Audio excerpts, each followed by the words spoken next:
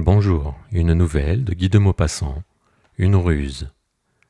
Ils bavardaient au coin du feu, le vieux médecin et la jeune malade. Elle n'était qu'un peu souffrante de ces malaises féminins qu'ont souvent les jolies femmes. Un peu d'anémie, des nerfs et un soupçon de fatigue, de cette fatigue qu'éprouvent parfois les nouveaux époux à la fin du premier mois d'union, quand ils ont fait un mariage d'amour. Elle était étendue sur sa chaise longue et causait. Non, docteur, je ne comprendrai jamais qu'une femme trompe son mari. J'admets même qu'elle ne l'aime pas, qu'elle ne tienne aucun compte de ses promesses, de ses serments. Mais comment oser se donner à un autre homme? Comment cacher cela aux yeux de tous? Comment pouvoir aimer dans le mensonge et dans la trahison? Le médecin souriait. Quant à cela, c'est facile. Je vous assure qu'on ne réfléchit guère à toutes ces subtilités quand l'envie vous prend de faillir. Je suis même certain qu'une femme n'est mûre pour l'amour vrai qu'après avoir passé par toutes les promiscuités et tous les dégoûts du mariage, qui n'est, suivant un homme illustre, qu'un échange de mauvaises humeurs pendant le jour et de mauvaises odeurs pendant la nuit. Rien de plus vrai. Une femme ne peut aimer passionnément qu'après avoir été mariée. Si je la pouvais comparer à une maison, je dirais qu'elle n'est habitable que lorsqu'un mari a essuyé les plâtres. Quant à la dissimulation, toutes les femmes en ont à revendre en ces occasions-là. Les plus simples sont merveilleuses et se tirent avec génie des cas les plus difficiles. Mais la jeune femme semblait incrédule. Non, docteur, on ne s'avise jamais qu'après coup de ce qu'on aurait dû faire dans des occasions périlleuses, et les femmes sont certes encore plus disposées que les hommes à perdre la tête.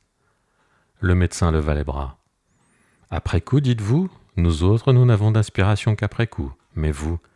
Tenez, je vais vous raconter une petite histoire arrivée à une de mes clientes à qui j'aurais donné le bon Dieu sans confession, comme on dit. Ceci s'est passé dans une ville de province. Un soir, comme je dormais profondément de ce pesant sommeil si difficile à troubler, il me sembla, dans un rêve obscur, que les cloches de la ville sonnaient au feu. Tout à coup je m'éveillai. C'était ma sonnette, celle de la rue, qui tintait désespérément. Comme mon domestique ne semblait point répondre, j'agitai à mon tour le cordon pendu dans mon lit, et bientôt des portes battirent, des pas troublèrent le silence de la maison dormante. Puis Jean parut, tenant une lettre qui disait « Madame Lelièvre prie avec instance monsieur le docteur Siméon de passer chez elle immédiatement. » Je réfléchis quelques secondes. Je pensais « Crise de nerfs, vapeur, tralala, je suis trop fatigué. » Et je répondis « Le docteur Siméon, fort souffrant, prie madame Lelièvre de vouloir bien appeler son confrère monsieur Bonnet. » Puis je donnai le billet sous enveloppe et je me rendormis. Une demi-heure plus tard environ, la sonnette de la rue appela de nouveau, et Jean vint me dire « C'est quelqu'un, un homme ou une femme, je ne sais pas au juste tant il est caché, qui voudrait parler bien vite à monsieur. Il dit qu'il y va de la vie de 2 personnes. » Je me dressai. « Faites entrer. » J'attendis, assis dans mon lit. Une espèce de fantôme noir apparut, et dès que Jean fut sorti, se découvrit. C'était madame Berthe Lelièvre, une toute jeune femme mariée depuis 3 ans avec un gros commerçant de la ville qui passait pour avoir épousé la plus jolie personne de la province. Elle était horriblement pâle, avec ses crispations de visage des gens affolés, et ses mains tremblaient. 2 fois elle essaya de parler sans qu'un son pût sortir de sa bouche. Enfin elle balbutia. « Vite, vite, vite, docteur, venez. Mon amant est mort dans ma chambre. » Elle s'arrêta suffoquant puis reprit. « Mon mari va rentrer du cercle. » Je sautai sur mes pieds sans même songer que j'étais en chemise, et je m'habillai en quelques secondes, puis je demandai. « C'est vous-même qui êtes venu tout à l'heure ?» Elle, debout, comme une statue, pétrifiée par l'angoisse, murmura. « Non, c'est ma bonne, elle sait. » Puis après un silence. Moi j'étais resté près de lui, et une sorte de cri de douleur horrible sortit de ses lèvres, et après un étouffement qui la fit râler, elle pleura. Elle pleura éperdument avec des sanglots et des spasmes pendant 1 minute ou 2. Puis ses larmes soudain s'arrêtèrent, se tarirent, comme séchées en dedans par du feu, et redevenue tragiquement calme. « Allons vite, dit-elle. » J'étais prêt, mais je m'écriai. « Sacrebleu, je n'ai pas dit d'atteler mon coupé. » Elle répondit. « J'en ai un, j'ai le sien qui l'attendait. » Elle s'enveloppa jusqu'aux cheveux, nous partîmes. Quand elle fut à mon côté dans l'obscurité de la voiture, elle me saisit brusquement la main, et la broyant dans ses doigts fins, elle balbutia avec des secousses dans la voix, des secousses venues du cœur déchiré. « Oh, si vous saviez comme je souffre. Je l'aimais éperdument, comme une insensée, depuis 6 mois. » Je demandai. « Est-on réveillé chez vous ?» Elle répondit « Non, personne, excepté Rose, qui sait tout. » On s'arrêta devant sa porte, tous dormaient en effet dans la maison. Nous sommes entrés sans bruit avec un passe-partout, et nous voilà montant sur la pointe des pieds. La bonne, effarée, était assise par terre en haut de l'escalier, avec une bougie allumée à son côté, n'ayant pas osé demeurer près du mort. Et je pénétrai dans la chambre. Elle était bouleversée comme après une lutte. Le lit, fripé, meurtri, défait, restait ouvert, semblait attendre. Un drap traînait jusqu'au tapis. Des serviettes mouillées, dont on avait battu les tempes du jeune homme, gisaient à terre à côté d'une cuvette et d'un verre. Et une singulière odeur de vinaigre de cuisine mêlée à des souffles de lubin écœurait dès la porte.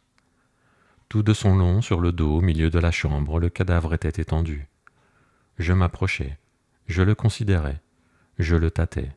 J'ouvris les yeux, je palpai les mains, puis, me tournant vers les deux femmes qui grelottaient comme si elles eussent été gelées, je leur dis « Aidez-moi à le porter sur le lit. » Et on le coucha doucement. Alors j'auscultai le cœur et je posai une glace devant la bouche. Puis je murmurai « C'est fini, habillons-le bien vite. » Ce fut une chose affreuse à voir. Je prenais un à un les membres comme ceux d'une énorme poupée et je les tendais aux vêtements qu'apportaient les femmes. On passa les chaussettes, le caleçon, la culotte, le gilet, puis l'habit où nous eûmes beaucoup de mal à faire entrer les bras. Quand il fallut boutonner les bottines, les deux femmes se mirent à genoux tandis que je les éclairais. Mais comme les pieds étaient enflés un peu, ce fut effroyablement difficile. N'ayant pas trouvé le tire-bouton, elles avaient pris leurs épingles à cheveux. Sitôt que l'horrible toilette fut terminée, je considérai notre œuvre et je dis « Il faudrait le repeigner un peu. » La bonne alla chercher le démêloir et la brosse de sa maîtresse. Mais comme elle tremblait et arrachait, en des mouvements involontaires, les cheveux longs et mêlés, Madame Lelièvre s'empara violemment du peigne, et elle rajusta la chevelure avec douceur, comme si elle l'eût caressée.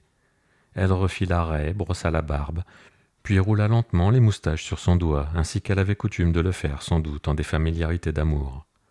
Et tout à coup, lâchant ce qu'elle tenait aux mains, elle saisit la tête inerte de son amant, et regarda longuement, désespérément, cette face morte qui ne lui souriait plus. Puis, s'abattant sur lui, elle l'étreignit à plein bras, en l'embrassant avec fureur. Ses baisers tombaient comme des coups sur la bouche fermée, sur les yeux éteints, sur les tempes, sur le front. Puis, s'approchant de l'oreille, comme s'il eût pu l'entendre encore, comme pour balbutier le mot qui fait plus ardentes les étreintes, elle répéta, 10 fois de suite, d'une voix déchirante. « Adieu, chérie. » Mais la pendule sonna minuit. J'eus un sursaut. « Bigre, minuit, c'est l'heure où ferme le cercle. Allons, madame, de l'énergie. » Elle se redressa. J'ordonnai, « Portons-le dans le salon. » Nous le prîmes tous trois, et l'ayant emporté, je le fis asseoir sur un canapé, puis j'allumai les candélabres. La porte de la rue s'ouvrit et se referma lourdement. C'était lui déjà. Je criai, « Rose, vite, apportez-moi les serviettes et la cuvette, et refaites la chambre. Dépêchez-vous, nom de Dieu. Voilà monsieur Lelièvre qui rentre. » J'entendis les pas monter, s'approcher. Des mains dans l'ombre palpaient les murs. Alors j'appelai, « Par ici, mon cher, nous avons eu un accident. » Et le mari stupéfait parut sur le seuil, un cigare à la bouche. Il demanda, « Quoi, qu'y a-t-il? Qu'est-ce que cela ?» J'allai vers lui. « Mon bon, vous nous voyez dans un rude embarras. J'étais resté tard à bavarder chez vous avec votre femme et notre ami qui m'avait amené dans sa voiture. Voilà qu'il s'est affaissé tout à coup, et depuis 2 heures, malgré nos soins, il demeure sans connaissance. Je n'ai pas voulu appeler des étrangers. Aidez-moi donc à le faire descendre, je le soignerai mieux chez lui. » L'époux, surpris mais sans méfiance, ôta son chapeau. Puis il empoigna sous ses bras son rival désormais inoffensif. Je m'attelai entre les jambes comme un cheval entre 2 brancards. Et nous voilà descendant l'escalier, éclairés maintenant par la femme. Lorsque nous fûmes devant la porte, je redressai le cadavre et je lui parlai, l'encourageant pour tromper son cocher. « Allons, mon brave ami, ce ne sera rien, vous vous sentez déjà mieux, n'est-ce pas? Du courage, voyons, un peu de courage, faites un petit effort et c'est fini. » Comme je sentais qu'il allait s'écrouler, qu'il me glissait entre les mains, je lui flanquai un grand coup d'épaule qui le jeta en avant et le fit basculer dans la voiture, puis je montai derrière lui. Le mari inquiet me demandait, « Croyez-vous que ce soit grave ?» Je répondis « Non » en souriant, et je regardai la femme. Elle avait passé son bras sous celui de l'époux légitime, et elle plongeait son œil fixe dans le fond obscur du coupé. Je serrai les mains et je donnai l'ordre de partir. Tout le long de la route, le mort me retomba sur l'oreille droite. Quand nous fûmes arrivés chez lui, j'annonçai qu'il avait perdu connaissance en chemin. J'aidai à le remonter dans sa chambre, puis je constatai le décès. Je jouais toute une nouvelle comédie devant sa famille éperdue. Enfin je regagnai mon lit, non sans jurer contre les amoureux. Le docteur se tut, souriant toujours. La jeune femme crispée demanda: « Pourquoi m'avez-vous raconté cette épouvantable histoire ?» Il salua galamment. « Pour vous offrir mes services à l'occasion. »